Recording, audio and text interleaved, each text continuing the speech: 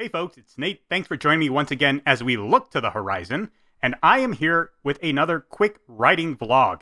And what you see on the screen right now is some more of the development art I have put together for the Sidereal Saga, which is my current fiction project. And I just thought you might like to see some of it while I tell you a little bit about what I've been writing this week. Unlike last week, I don't plan to focus too much on the Sidereal Saga. What you see right here is just some environmental shots, well, one environmental shot, from the planet of Wireburn, which is the setting for the opening part of the story, and one of the villains will be showing up in a little bit here, about halfway through this video. All in all, both the concepting and the outlining for the Sidereal Saga is going pretty well. I already have a broad outline, about, I think, a dozen points that sketch the story at its broadest strokes. What I'm doing now is I'm going back and I'm filling in specific incidents that will build from each of those points to the next, or in a couple of places, I'm working backwards from the most major plot points, just to help me tie everything together. This is generally my method when I'm building an outline. I find it easiest to begin with a set of major events, and then set up some connecting scaffolding between all of them, and then finally go back to the beginning and begin to really seriously outline the story and kind of sync up those beats. Sometimes that means I bend the plot a little bit to make the pieces connect, and sometimes that means I take the pieces I already have and I tweak them.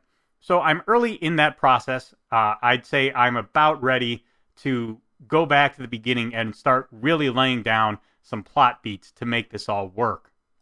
And that is about where I expect it to be, with, a couple weeks of my break already passed.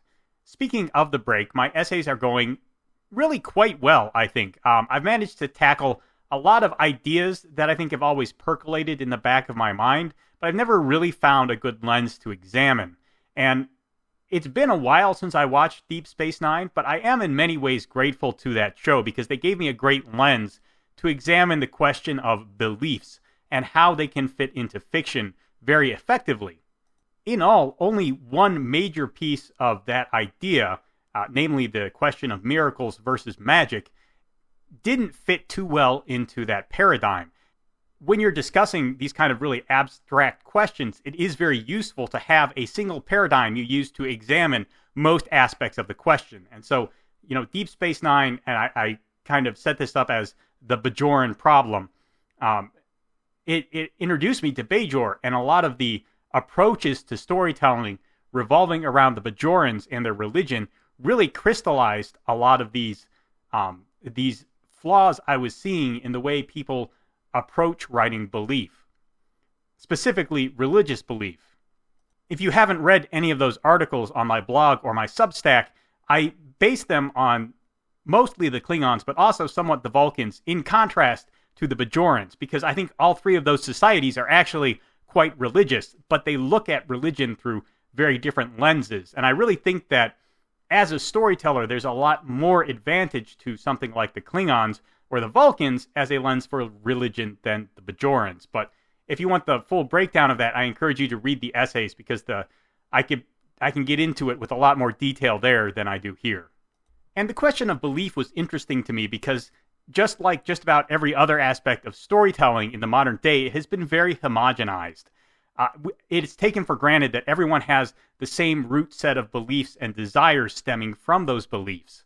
They want freedom, they want prosperity, they want equality. And that's actually not true if you look at the kinds of beliefs that have proliferated around the world. So if you want to be a great storyteller with rich characters and very believable dynamics between characters especially, a more nuanced understanding of belief, I think, is something we need to develop in order to really shine a light on all aspects of human nature.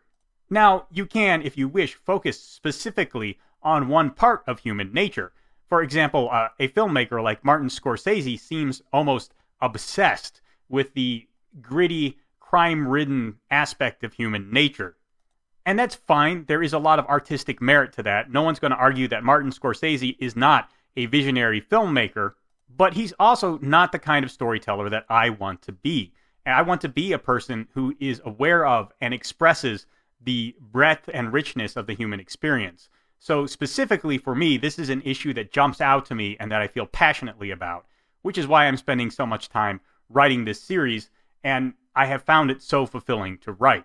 Speaking of which, I think it's about time I got back to it. So let me know what you think about what I've been working on down in the comments below. There's a like button and a subscribe button down there. You can use those as you see fit, and I'll talk to you later.